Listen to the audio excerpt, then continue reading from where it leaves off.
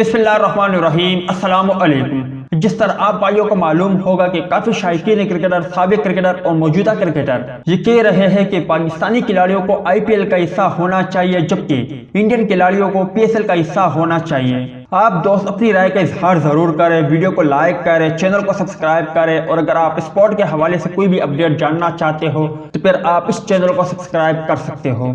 दोस्तों, T20 world cup में Pak Bharat match खेला गया, जिसमें पाकिस्तान क्रिकेट टीम ने शानदार कामयाबी हासिल की और इंडिया की टीम को शिकस्त का सामना करना पड़ा। मगर दौरान मैच और मैच के बाद बहुत ही दोस्ताना माहौल हमें देखने को मिला, जिसके बाद एक इंडियन वेबसाइट ने एक पोस्ट शेयर की कि कैसा रहेगा अगर पाकिस्तानी खिलाड़ी आईपीएल का हिस्सा हो, जिनमें शहनशाह अफरीदी, बाबर आजम, प्रोफेसर मोहम्मद हफीज, मोहम्मद रिजवान, हसन अली, मोहम्मद आमिर और दीगर खिलाड़ियों को टीमों की जर्सी पहनाकर टीमों से जोड़ा गया, जिस पर शायकीन क्रिकेटर भी तरह तरह के तबसरे कर रहे थे। काफी शायकीन क्रिकेटर ऐसे थे जो चाहते थे कि पाकिस्तानी खिलाड़ी आईपीएल का हिस्सा बन जाए, जबकि इसके अलावा कुछ शायकीन क्रिकेटर ऐसे भी थे जो नहीं चाहते थे कि पाकिस्तानी खिलाड़ी आईपीएल में शामिल हो।